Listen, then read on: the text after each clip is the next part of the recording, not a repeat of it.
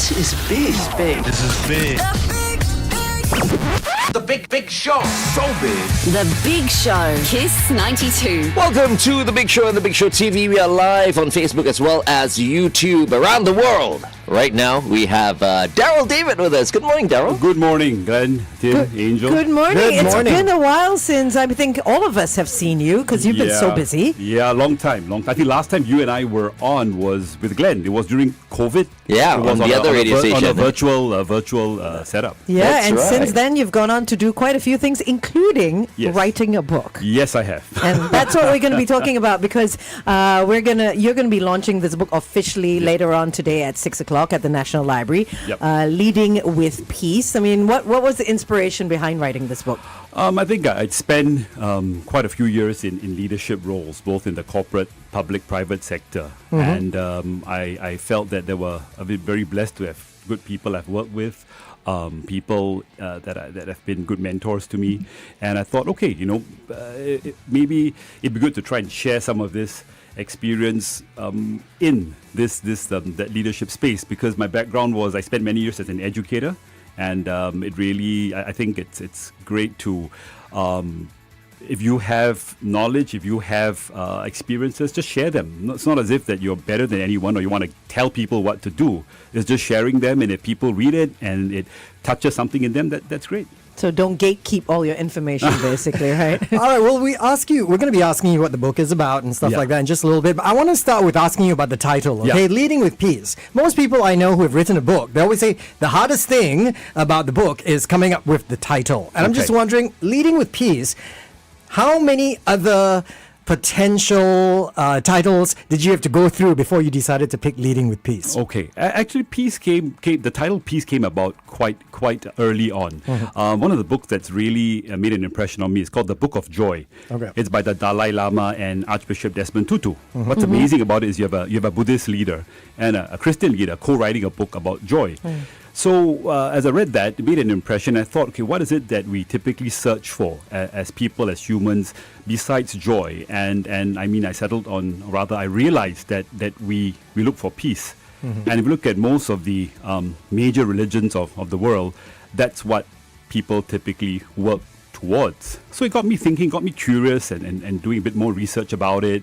And some of the work that I did with some professionals as well, and then realizing, is it possible to then work this concept of peace in leadership? Because you usually have leadership portrayed as a kind of, in some settings, it's very much an aggressive context, the Sun Tzu, the art of war and all that, right? The leader as a fighter. Right. And if you look at leaders in the world today, you do have some of that Iron Man, tough guy leadership style. So I thought, well, can it work the other way? I mean, are you able to be anchored in peace and still be an effective leader? And that's what this book is about. I think you can. Very nice. Because Leading with Peace, when I read it, I'm like, really? Is that really possible? Because I think more, in terms of like politics.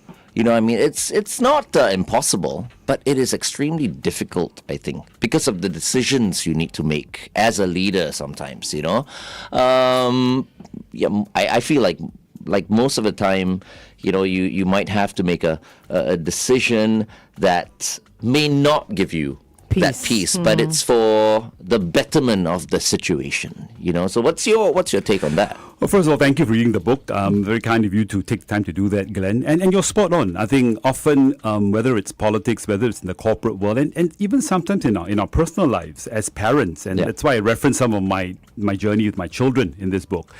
We have to make decisions that are difficult sometimes. So whether it's making a decision for the collective good of the country, and then you might end up disappointing some people or so on, or the decision that's the collective good for the family, and then you end up upsetting a family member. You have to make those decisions. All of us do it. You guys are parents too. You're part of a family, so you do that. So what I wanted to explore was, would it be possible if you adhere to these 6 principles, which each are attached to a virtue, that even as you have to make those decisions, you got a certain kind of clarity and a certain kind of calm and centeredness while you're making those decisions, that you don't really end up you don't end up struggling so much with them anymore. You don't end up being in torment about them. So that was where I was coming from. So yes, indeed, we all have to make difficult decisions. The question is, can we do them while being anchored in this space of peace? Yeah, it's a really good book, and a glowing forward, of course, by Senior Minister Lee Hsien Loong as well. That's amazing. Yeah, no, I was very honored that Assembly took the time to write the foreword for me. I mean, he's a really busy man, and he's a great leader that I've learned a lot from. I think one of my biggest, privileges in life is to have the chance to work closely with him. So, grateful that he took the time to write that. How long has been this relationship already that you've been working with SM? Well, I entered politics in 2015. And I joined his team. So I would say we're coming into 11 years now. 11 years of working together. How time flies. Third term, right? Third term, yes. Amazing. Okay, let's continue to talk to Darryl on The Big Show TV. Meantime, here's Artemis with I Like the Way You Kiss Me on Kiss 92. So just diving in to the book just a little bit, and you were talking about the 6 different principles of peace that you speak about. There's humility, courage, ownership, empathy, patience, and acceptance. Do you think they come in any particular order of importance, or everything kind of holds the same amount of space? Well, I think not so much in terms of importance, because at different times of our lives when we make these decisions, you could be looking at a different element. But I think if you're reading the book for the first time, I think it makes sense for it to be read in sequence. So I put them in the following sequence because I felt, for example, that you start off with acknowledging I cannot control what I cannot control. And there's a reason, for example, why I phrase it that way rather than I can control what I can control. Because I cannot automatically places the emphasis on you are, in a way, accepting that there are things beyond your control. And you put your ego aside, and therefore you need to work in a space, in a world where there are just some things beyond your control. And if you accept that, then that's that one step towards peace, in the sense that you automatically already realize that, and therefore when things pop up that are beyond your control, for example, whether it's your children, whether it's your partner, whether it's your colleague, whether it's your boss, what they choose to do is something that you cannot control, right? I mean, if you think about it, really. Yeah. And when you accept that, then it places you at peace, because then you really only control yourself and your responses to what they might do. So that's what I meant by that. For me, would be first, then you go into the element of choices, and then one by one, all the different principles that are all attached to virtues. But if you read it through and then you want to reread it, or you want to jump into each chapter to take out what is important. For example, patience is the 5th principle in order, and you are searching for, trying to connect with your patients because you're struggling with something, then dive back into that chapter, flip through it. There's some things at the end of every chapter about how you can cultivate each particular virtue or principle, and then hopefully that's useful for you. Earlier on, you drew a comparison between peace in the country and peace at home. Now, obviously, as a dad, right, you've got 2 kids. Yeah. Let me ask you truthfully, right? Which one is harder sometimes, maintaining the peace in a family or maintaining peace in a country? I think sometimes, okay, first of all, it's different pressures. But I think you've got to be at peace in your home, actually within yourself, before you can even move. So the title "Leading with Peace" is actually meant to be taken on in different ways. There's leading with peace as a leader, whether it's in the corporate world and so on and so forth. You lead with peace, but also let peace lead you. In other words, in whatever you do, lead always with peace first. And for that, we need our own internal inner peace. So to answer your question, I think when we have our own internal peace and we know how to manage that in our homes, that helps us be in a particular frame of mind, of being. Then we step out there and then we do what we need to do out there. It's the same for any job, I suppose, right? Okay. If you're not right at home, if you're not right inside, then it's very difficult, I think, to have to go out there and then also be right in that professional space. Can everyone be a leader? I think we all are in many ways. You can, if you have a family, okay, the most basic structure would be if you're in a family and you have children, then yes, straight away you are a very important leader. You're probably one of the first leaders your children are ever gonna be in contact with. Yeah, because parents, mothers, fathers, they are leaders and they are role models and they have to lead. But even if you don't have children, you are also part of a community. You are part of a family unit.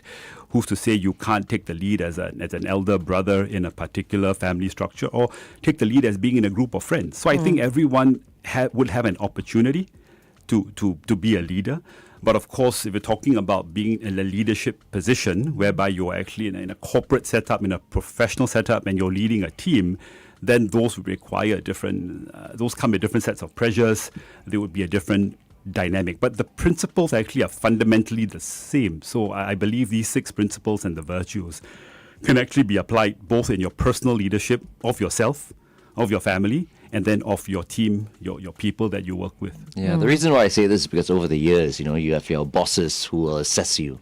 Yeah. And they'll say, either you're a leader or you're a follower, right? Yeah, of course. Do they Yes, say yes. that? Oh, interesting. Yeah. And sometimes the people who they want to lead don't want to be leaders. Like, no, I just Can't want to be a be leaders. soldier. Yeah. Because they can't be at peace with themselves if they are leaders, I think it takes a lot of patience, and not everyone is patient. I think to be a good leader, you absolutely need Maybe patience, different kinds of leadership. I mean, you just watched the World Cup, right? Yes. And if you follow the World Cup, you have a leader. Thomas Tuchel is a leader. Yep.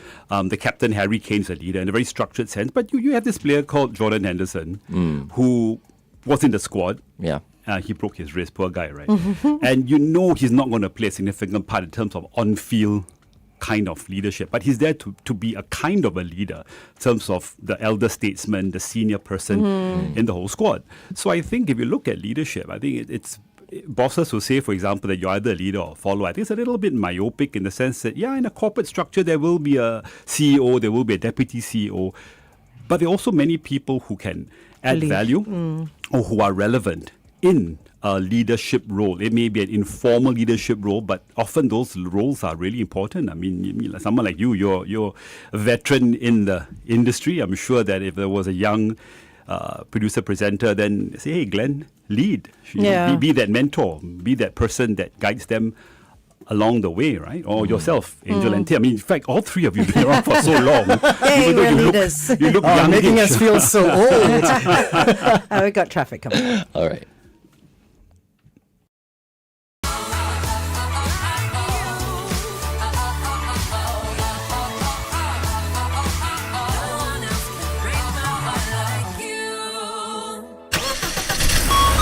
Kiss 92 traffic. On the SLE towards the CTE, look out after Lento Avenue, a vehicle has broken down. Also on the AYE towards the MCE, a broken down vehicle after Yuan Ching Road. Same situation on the SLE towards the BKE, this time at the exit to the PIE. And finally, on the PIE towards Tuas after Bedok North Avenue 3, avoid lane 1. An accident has been reported. Wherever you are, stay safe. Kiss 92 Traffic brought to you by BYD. Head down to Great World or Tampines 1 to explore the latest BYD models and stand a chance to win a pair of free Minions and Monsters movie tickets. Welcome back to The Big Show on The Big Show TV. We've been speaking to Darryl David, of course, who has a new book out, Leading with Peace, How to Lead and Live with Confidence, Calmness and Centeredness. And this evening is the official launch. Yep, that's right. And where can one grab the book once it is launched? Or are they already out? Okay, well, I think once it's launched, it's published by World Scientific Publishing. So it's a Singapore-based publisher, but with offices that are quite regional. So if folks want to support it, available on the World Scientific website or on Amazon. It's already available on Amazon. If you're keen Leading with Peace, you get it there or in the bookshops as well. And I should also add that it's very difficult to make a living selling books in Singapore. I don't know if you know that or not, because we don't exactly have the market like the US, where you have New York Times bestseller means you're selling millions of books, right? So, I mean, my purpose of this really was not to make that money. It was really to share the knowledge and to share that the leadership principles, and whatever royalties that come from the book actually are going to go towards our community charity welfare development fund. And we're partnering actually with ITE in this space, because I think that of all the institutions, IT sometimes doesn't have enough opportunity in that leadership space. So we're actually going to partner with it, put the royalties towards a fund that goes towards that, and we're going to try to identify some young student leaders and work with them as well. So the book will be going towards that in a way. Okay, I like that. And of course, touching on sharing knowledge and all that, over your years, I'm sure you probably mentioned this in your book as well, the sharing of knowledge, it's about leadership, it's about peace. What is the greatest piece of advice that has been shared with you about being a leader? I think one thing that really saddened me, which I wished I had heard or I had realized very much early on, was the concept of curiosity. To always be curious, always ask, be curious, find out, And I say this because, for example, if you are talking about our own decisions and why we do stuff, that's the key thing, is it why? Mm-hmm. If you know your why, that's a saying in the book by a philosopher called Nietzsche. It says, he who has a why can bear almost any how. And I think oftentimes, especially in a place like Singapore, in a fast-paced society, we're doing stuff, we're moving from this to this to this to this. I don't know how many of us actually stop to ask ourselves, why are we doing something? So that in a way, you're curious about yourself. Or if someone does something, someone behaves a certain way, rather than just focus on the action. And yeah, actions will have an impact on us, right? But if you try to understand them and to ask why did they do this, that's also how you build empathy, by trying to understand people. And if you are thinking of doing something and you don't want to do it, then the question will be like, why don't I want to do it, or why not? So curiosity is crucial to continuing growing and developing as a person. I just wanted to ask you, because the title is Leading with Peace. Yeah. Have you found peace? Have I found peace? Wow. Okay. I think I'm in a lot more of a peaceful space now than I was perhaps maybe 2-3 years ago. So and maybe that's how the book kind of came about. The genesis of this was started those first writings and scribblings as we were still coming out of COVID. So COVID affected, I think, everybody in their own way. I became very reflective. I started thinking about stuff, working with a spiritual director. I'm really getting into reading again. And a lot of that is detailed in the book, how it came about.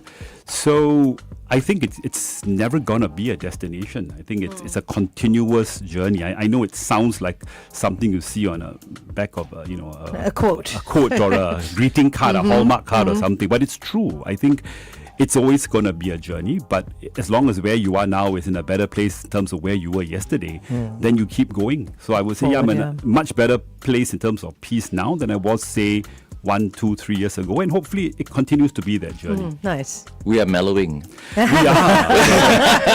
Glad in 4 years' time, we get a senior citizens card. Exactly. Where we can go watch movies for like $5 or something like that. That's And great. everything is cheaper, right? I can't wait. Oh my gosh. And you watched the World Cup final this I did, morning with your constituents, huh? Yes, we had a live screening all throughout the World Cup. We were showing it live at UNCC. I went down, not for every live screening, whenever I could. But the final was quite special. Who are you rooting for? Who was I rooting for? I mean, España, of course. You see your jersey as well. We were here from 3 o'clock as well. We had our own little watch party. Yeah, so. I honestly, I used to do like sports broadcasting quite a bit. I have never ever seen a more one-sided game where there was no shots on goal. It's like the team just didn't really want to play. And I'm not criticizing them. I mean, Argentina are Argentina. They will always be that niggling team full of, the term is, I can't say this word on air, but it's S-housery, the English call it. Okay, where it's just about stuff like that. So in that sense, I'm kind of glad that the Spaniards won by playing the game the way it should be played. I'm so happy Spain won, because you see who I support? Brazil. Yeah, so you support Brazil, you cannot support Argentina. I've always said that. I think you need to send the Argentine team a copy of your book, Leading with Peace, because I think this morning they could use a little bit of peace. They had no peace. And even after the game, they were still niggling and finding fault with people. But that's part of who they are, as I guess, a team and their style of play, their culture. So once again, Darryl, congratulations on your book. Thank you. Once again, wait, hold on. Wait. Here we go. There you go. Once again, Leading with Peace. You can get it on the World Scientific website and Amazon. Yeah. And Amazon. That's as right. Congratulations, David. Thank you, guys. Great to see you guys. Thanks for having me. Thanks for coming in. All right, Darryl. Of course. It's 8:24. Kiss 92 Time Check brought to you by BYD. Head down to Great